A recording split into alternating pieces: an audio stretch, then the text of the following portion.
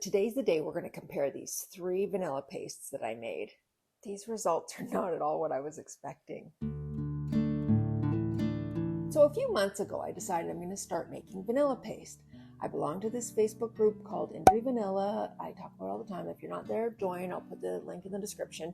Anyways, I found all these recipes there. So first I thought, oh, this recipe that was written by Alex Green looks amazing. I'm going to make it. I made it. It's great. We're gonna actually compare it to the rest today. Then I thought, well, maybe I'll try one of the other recipes. So I used this one that was made by Whitney Olson. I don't know if she made the recipe or if she just was the one who originally shared it, but it's supposed to be basically a replica of the Nielsen Massey, which is, one of the high-end vanilla pastes.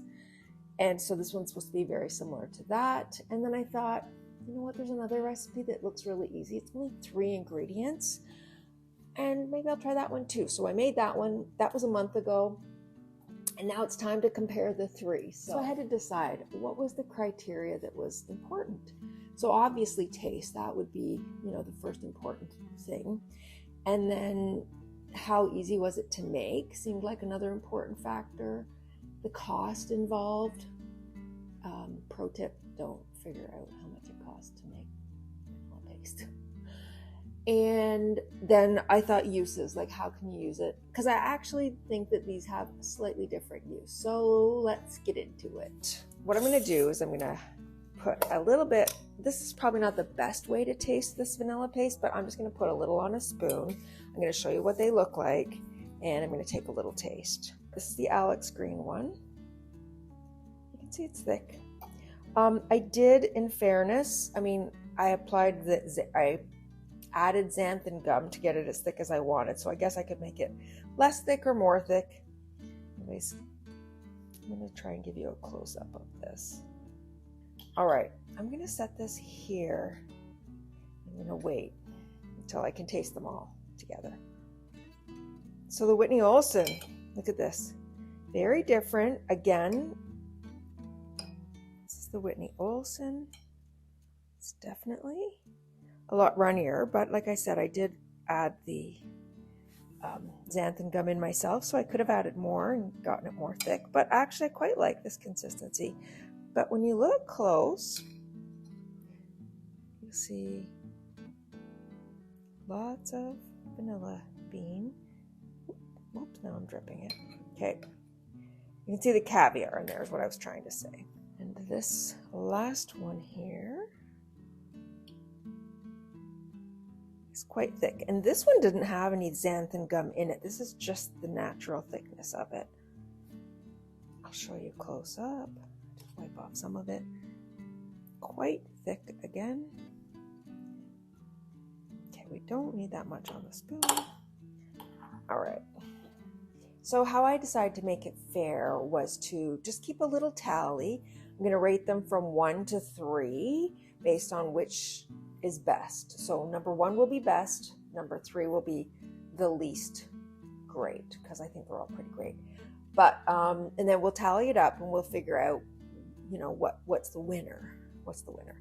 Okay, so first of all, I wanted to talk about how easy was it to make these. Okay, so definitely by far the easiest was this 3 ingredient. It took no time to make.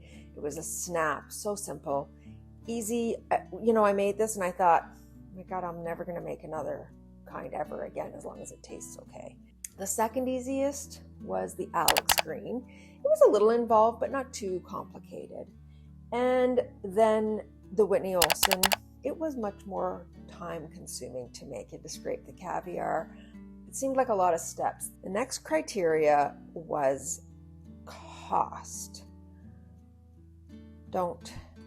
If I can give you any advice, do not figure out how much it costs you to make this stuff.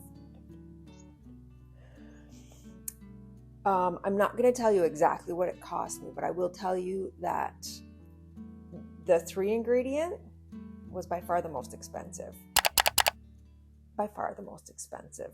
But it's also right full of vanilla paste. So I suspect that this probably is going to go a lot farther. Then it's a little bit confusing when we go over here.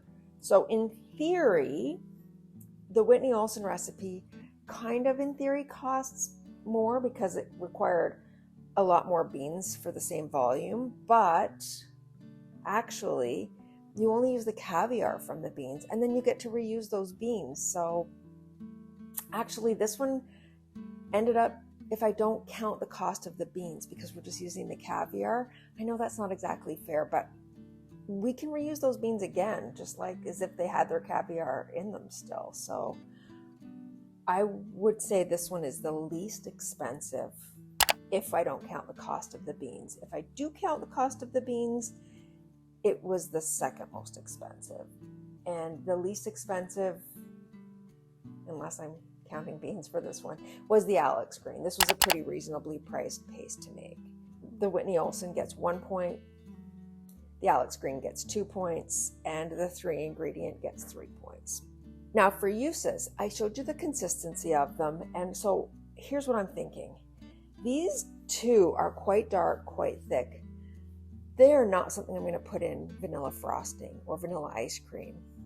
But the Whitney Olson, yeah, for sure, it's going to add the nice caviar, but not a lot of brown. You know, you're not going to get a lot of color. You're just going to get those nice specks of caviar. So I actually think there's more uses for the Whitney Olson recipe. The other two are fantastic. They can be used in lots and lots of recipes, but not as many as this one. So I'm actually going to give Whitney Olson number 1, and these two I'm going to say tied with number 2, 2 points for each of those. And now for the taste. So I'm just going to lick the spoon. I know it's not exactly the ideal way to taste, but it's kind of the most basic. So I'm just going to give each one. This is the Alex Green.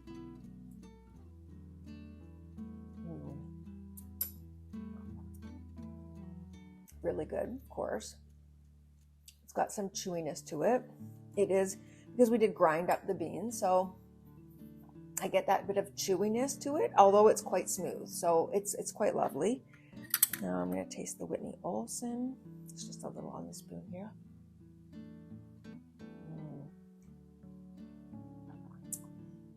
That's quite tasty. And you get the crunch of the vanilla caviar, but it's not chewy at all. And it's quite lovely. And now the 3 ingredient. Whew.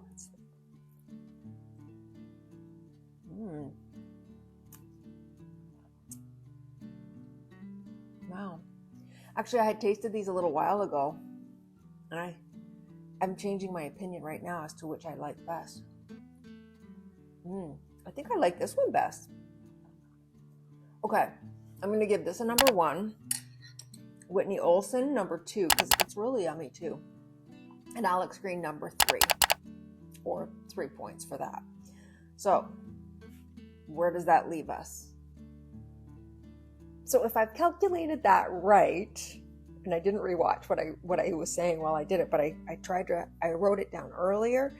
I just had to make the adjustments on the flavor because I hadn't tasted them recently. So that puts the Whitney Olson and the 3 ingredient tied. Okay, but here's what you need to consider. The Whitney Olson took a lot longer to make, so how valuable is your time? Maybe you'd prefer to the 3 ingredient one because it's a lot faster. It is a lot more expensive though. So actually what I think would be ideal would be to make the Whitney Olson recipe, use the caviar, make this recipe, and then turn those beans into this. So then it's going to take overall, the time it takes you save making this one will account for the money that you spent making this one, or saved. Oh my goodness. So if you're looking for a vanilla paste that's fast, easy to make, maybe cost a little more, but that doesn't matter, make the 3 ingredient. If you want something that's going to take a little more time and is going to give you a great result and be less expensive, check out this Whitney Olson recipe right here. I'll meet you there.